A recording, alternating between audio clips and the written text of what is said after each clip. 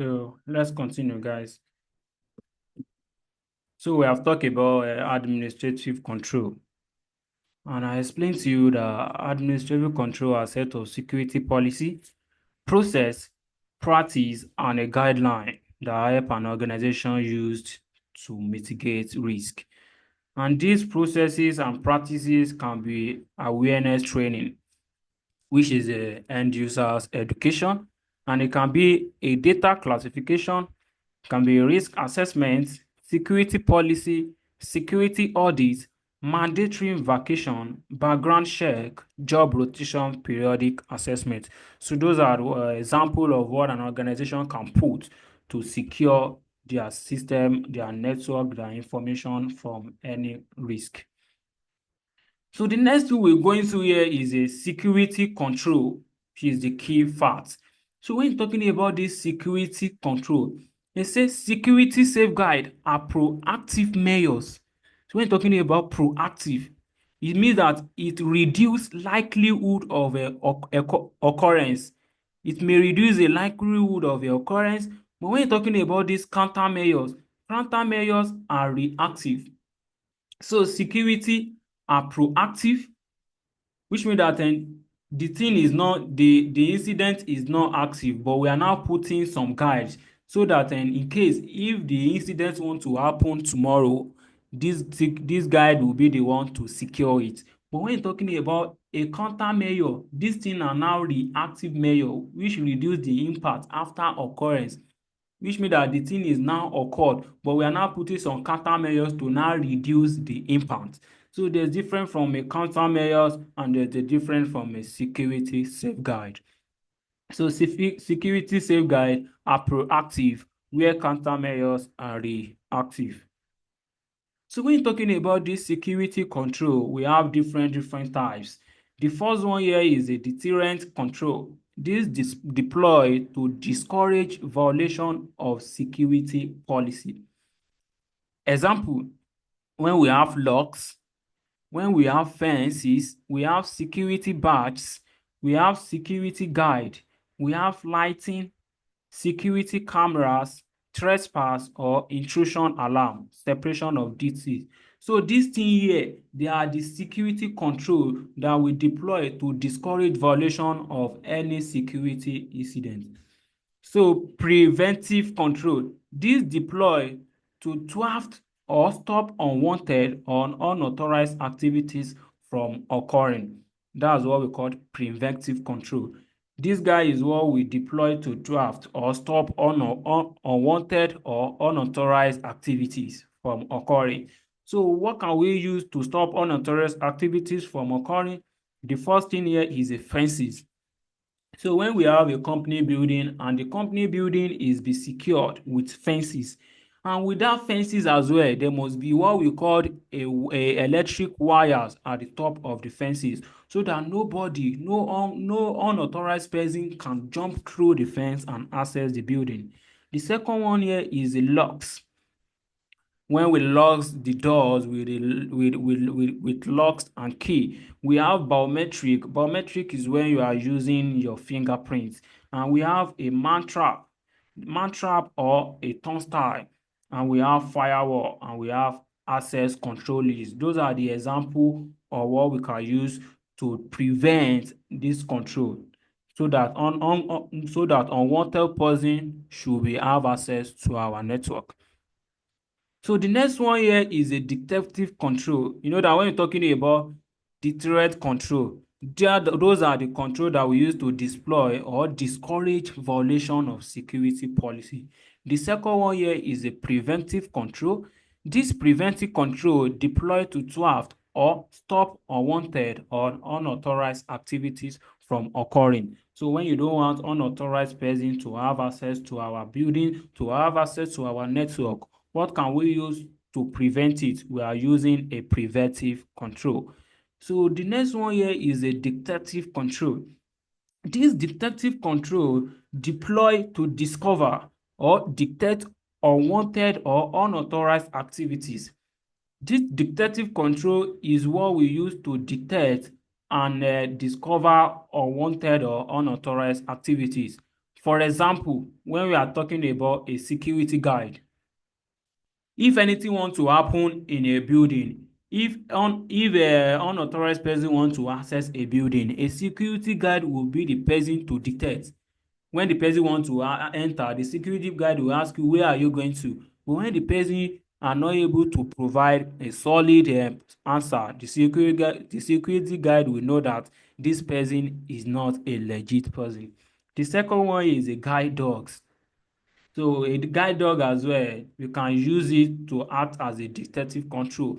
So in case anything that is if there is anything suspicious that is going on the company's environment, the dogs will be the one to be making an alarm by barking so that people will know that something is going on.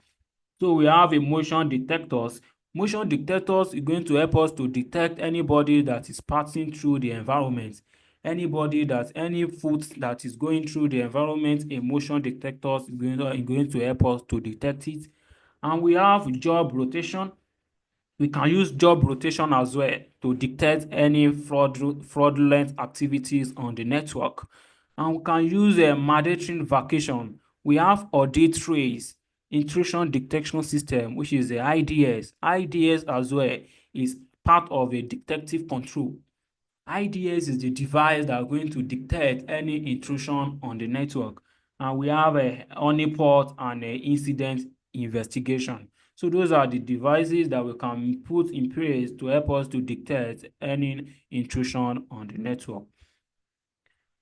So this security control still continue. We have corrective control.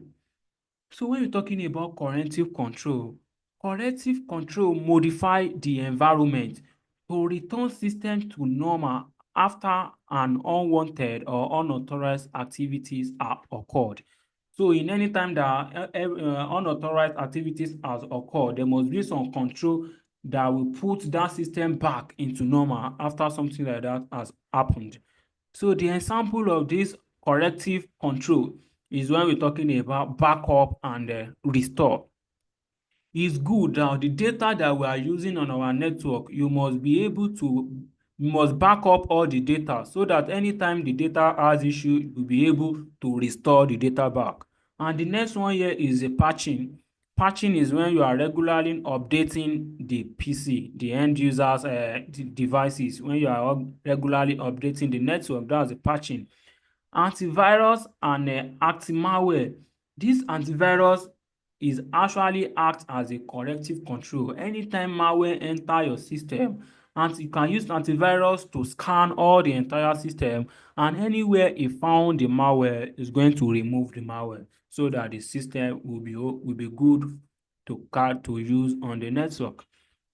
So the next one here is a forensic analysis. We have disciplinary action and we have intrusion prevention system. So those are what we can use to achieve what we call corrective control. We have intrusion prevention system. There must be a devices that is going to be seeing anything intrusion on the network, and when it detects it, the devices will still be the one to do what? To prevent something like that. And there must be a discipline action so that anybody want to use all those data and information, they must be carefully with it so that they won't just do anyhow on the network. They must know that there is a penalty for all those things. So the next one here is a directive control. This directive control is a direct or control that action of subjects, direct or control the action of subjects, which is the user, to force or encourage compliance with a security policy. So this directive control is the control or the action is the control the action of subject to force and encourage the compliance with the security policy. For instance, when we are talking about when we go back to say system administrator, you know that we talk about password. We talk about password and we talk about the time that password can expire. So we can use a directive control like when we are forcing our employees to make sure that the password they are using meets the complexity requirement. That is an example of a directive control. When we are forcing them, okay, this password, you must in every three months, you must be changing the password, which means that we are forcing them to do all those things. But if they did not do it, the system itself will force them that they must do it. So all those type of control, they are the type of what we call the directive control. So this directive control, this is the control that we are forcing a user to encourage compliance with the security policy. So the example of this directive control is a physical signage. Physical signage, we have policies, we have procedures, we have standard, we have guidelines, verbal instruction, contract, and agreement. Those are the examples of a directive control, so that the users will going to force the users to apply with the security policy. So the next one here is a compensating control. So when we're talking about compensating control, this provides support to other existing control to aid in enforcement of security policy. This compensating control provides support to other existing control to aid in enforcement of security policy. So example is a security policy, personnel supervisor, and we have monitoring and a ward task procedure. So all those things, they are the ones that we can use to support other existing control to aid in enforcing of a security policy. So we have control overlap. These security control are designed to work together, but sometimes their function often overlap. Example, a security camera system in both deterring unwanted entry, and detective, which is recording potential security incident for later review. So that is what we call the security overlap. So when you put in this security control, sometimes all those security control can actually often overlap. So when we have a security camera, the function of it is to be detecting any unwanted entry.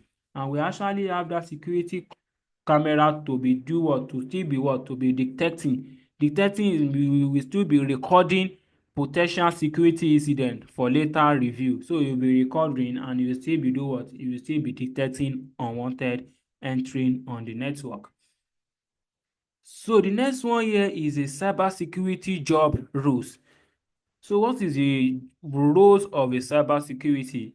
So cybersecurity analyst, you as a cybersecurity analyst, your responsibility is to monitor system for security breaches. You must be able to monitor a system for security breaches. You must be able to analyze security threats. When you see a threat on a network, you must be able to analyze what forms of threat is this. Is it a malware threat? Is it a DOS threat? You must be able to analyze all those threats, and you must be able to implement protective measure on it. So you as a cybersecurity analyst, you must be able to monitor system for security breaches. You must be able to analyze security threats. You must be able to implement protective measures. So the next thing is the skills. Skills is a intrusion detection, incident response, vulnerability assessment, and SIM. SIM is a security information and event management tools. You must be able to use all those things. So when you are a cybersecurity analyst, you must have the skills on a way to use intrusion detection.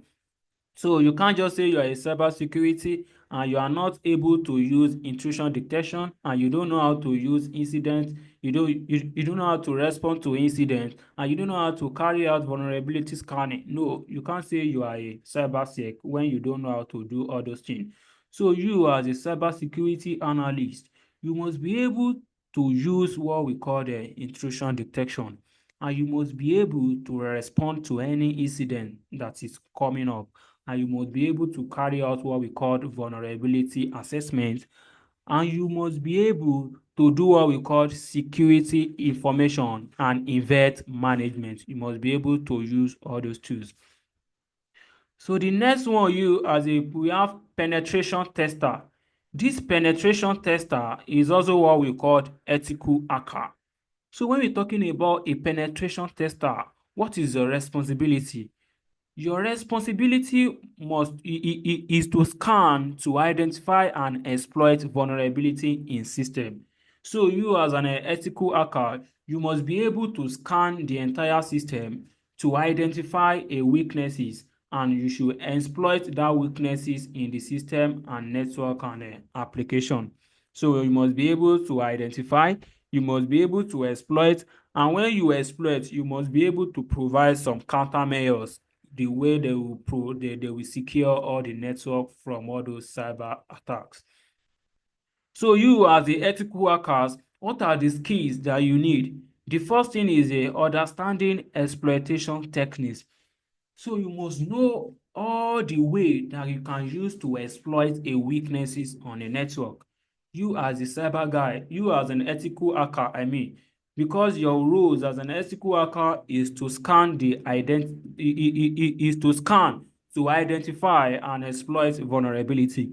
So you as an ethical hacker, you must have all the skills to exploit vulnerability on the network. Second thing, you must have the skills of a networking protocols. You must know all the networking protocols and how they works. And you must have the skill with the operating system, which is the OS. Is either Windows, is either Linux, is either Mac. You must have the skills on how to operate with all those OS, and you must have the skills of a application security. So you as an ethical hacker, you must be able to exploit weaknesses. You must have skills with the networking protocol. You must know everything about operating system, be it Windows operating system, Linux operating system, and a Mac operating system. And you must have the skills on how application security works. So the next one here is a cloud security specialist. So you as a cloud security specialist, what is your responsibility? Your responsibility as a cloud security specialist is to secure cloud-based environments. So everything that we are putting inside the cloud, you must make sure that all those things is secure. You as a cloud security specialist, you must make sure that everything we are using in the cloud, everything is secure, and you must ensure compliance with data protection standard. You must make sure that you ensure compliance with the data protection standard. So you as a cloud security specialist, what are the skills that you need? First thing is that you must have a good understanding of AWS cloud. So you must make sure that you know everything. You have a good understanding of what AWS cloud is. And secondly, you must have another good understanding of a Microsoft Azure. You must have a good understanding of a Microsoft Azure. So the next thing, you must have a good understanding of a GCP. So these three bodies, they are the big bodies when we're talking about cloud computing: AWS, Microsoft Azure, and a Google Cloud Platform, which is a GCP. And then you must know how to encrypt. You as a cloud security specialist, you must know everything about encryption, how you can put encryption on a data, and you must know how to you must know encryption and identity and access management, which is IAM. You must know how to implement IAM on a network. You must know everything about AWS, know good understanding about Azure, have a good understanding about GCP, and you know how to encrypt and know how to implement IAM on the network. You as a cloud security specialist. So the governance risk and compliance specialist, you as a governance risk and a compliance specialist, GRC, your responsibility is to ensure adherence to regulation and align cybersecurity efforts with organizational objective. You must make sure that you ensure the adherence to regulation and align cybersecurity efforts with an organizational objective. So what is your skills? You as a governance, risk, and a compliance specialist, your skills is a good understanding of the compliance framework. You must have a good understanding of a compliance framework like GDPR, ISO, NIST, all those framework like that. You must have all the good understanding about them, and you must know auditing and risk assessment. So those are the skills that you need as a GRC. which is a governance, risk, and a compliance specialist. You must have all the full understanding about compliance framework like GDPR, ISO, NIST, and so on. And you must know auditing, and you must know how to perform what we call the risk assessment. So the next roles here, we have forensic analysis. So you as a forensic analyst, what's your function? What's your job? Your responsibility is to investigate cybercrime by analyzing evidence such as data log, malware, and recovered files. You as a forensic analyst, you must be able to investigate any cybercrime by analyzing the evidence that you have, such as the data log, the malware, and the recovered file. So the skills that you need as a forensic analyst, you need a good understanding forensic tools like autopsy. So you need to know how to use that tools very, very well. You need to know how to use it to have the full knowledge about that particular tools called autopsy, chain of custody, and data recovery. So you must be able to use all those tools very well, you as a forensic and analysis. So the next cybersecurity job roles is what we call CISO, which is a Chief Information Security Officer. So you as a Chief Information Security Officer, what is your responsibility? Your responsibility is to lead the cybersecurity strategy and then manage the overall security posture of the organization. So you will be at the head. When we're talking about CISO, you are the overall security manager. You'll be the one to be managing the overall security postures of the organization. Be the one to lead the cyber security strategy. You will act as the boss. When we're talking about a CISO in a company, you will be at the head. In case when we're talking about any incident, you will be the one to come outside and you'll be the one to be bringing a lot of things to do as a CISO. A CISO responsibility is to lead the cybersecurity strategy and manage the overall security posture of the organization. So the skills that you need as a CISO is a leadership skill. So the first skills that you need as a CISO is a leadership skills. You must know how to guide all the audience. You as a CISO, you must know how to protect, you must know how to lead, you must have the mind, you must have the ability to be a leader. So you can't just be a CISO when you don't have the skills of a leadership. You must have the ability to rule, to have the ability to rule a multiple else. You must have the ability to be a leadership, and you must have a business acumen, you as a CISO, and you must have an in-depth understanding of a security policy. So you as a CISO, you must have all the understanding of a security policy, because if anything happen, you will be the one to bring out the option that they will use to remediate the incident. So and if you don't have the understanding of a security policy, it's going to be difficult for you to act as a CISO. So the cyber security skills, first one, we have a networking. You must understand the networking protocol.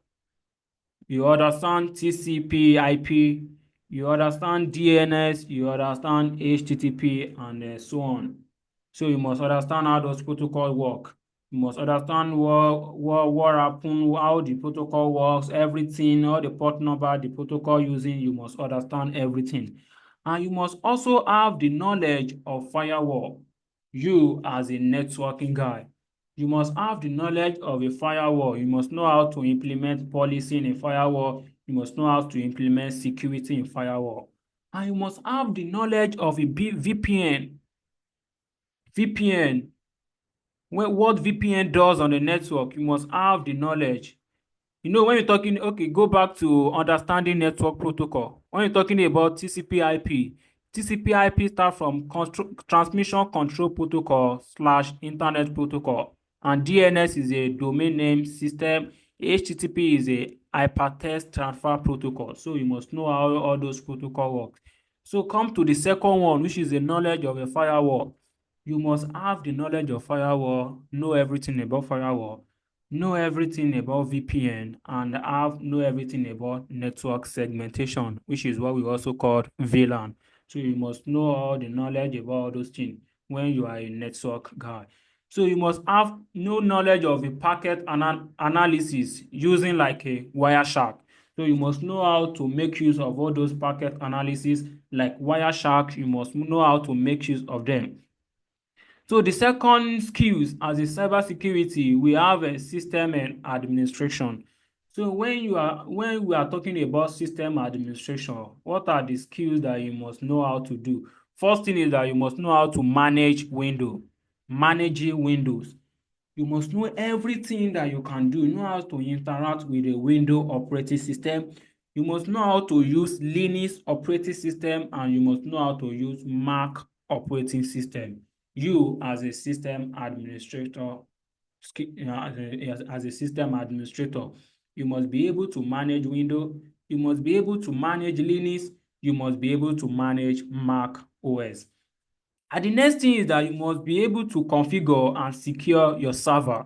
So you as a system administration, you only based on server. So you must be able to secure your server and you must be able to configure the server. You must be able to configure and secure a workstation and network devices. So you must be able to know how to configure and secure your server, secure your workstation, and secure your network devices. And you must have experience with scripting and automation. So you must very good. You must have experience, even if you are not good like that, but you must have the experience of how a scripting is and how to carry out automation. The example like a PowerShell, you must know how to run some command of PowerShell, how to do some scripting and some automation of PowerShell and batch. You must have experience on all those things.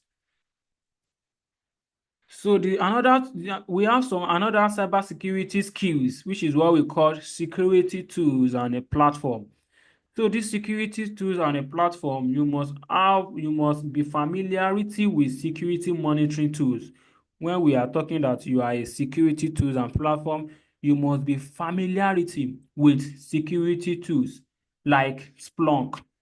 So you must know how Splunk works and how you can configure and how you can be using it on a network. QRadar, you must know how all those things works on a network. And you must know intrusion detection and intrusion prevention system. So you as a security tool and a platform, you must know intrusion detection and you must know intrusion prevention, which is a IDS and a IPS. And we have endpoint protection. You must be able to protect endpoints and you must be able to make use of a antivirus on the network. And we have vulnerability scanner. Vulnerability scanner, which are the Nexus and OpenVAS. You must be able to make use of all those tools and all those platforms. You, as a security tools and a platform, you must be able to make use of all those things. So you must be able to make use of a Nexus for vulnerability scanner. You must be able to make use of a OpenVAS for vulnerability scanner. And you must be able to make use of a IDS to detect any intrusion on the network. And you must be able to make use of a IPS to prevent any intrusion on the network. And you must be able to make use of a Splunk and QRadar for monitoring and security on the network.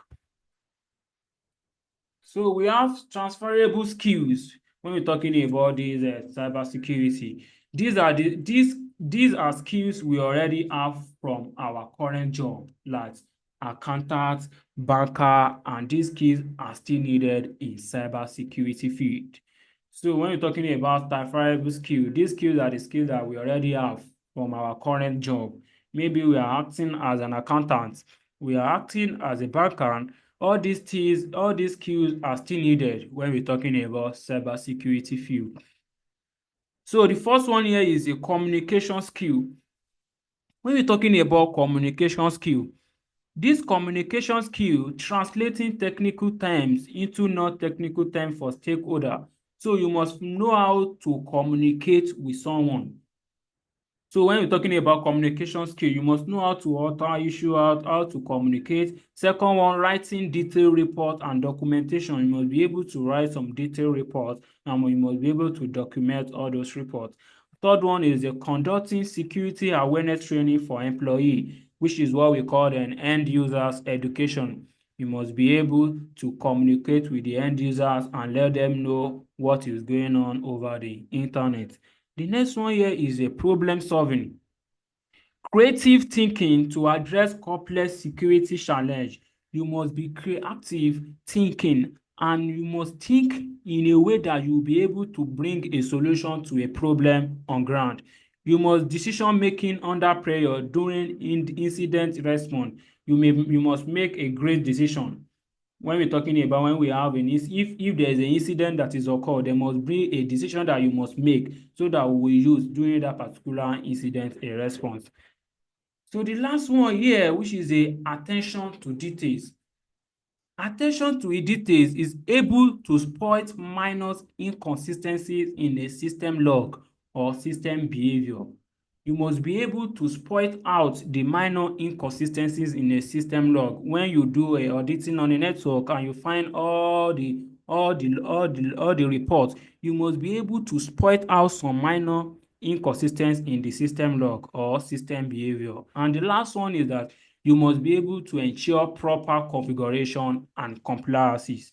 Proper configuration means that all those devices, you must configure them in a proper way, in a normal way, and all those devices must meet up with the rules and regulation, which is what we call cybersecurity framework. They must meet with some bodies, some compliances, so that your company will be up into the standard. So these are the transferable skills that we have when we're talking about cybersecurity. The first one here, the first one that we talk about is when we're talking about networking. The skills in networking, these are everything you must know when we're talking about networking.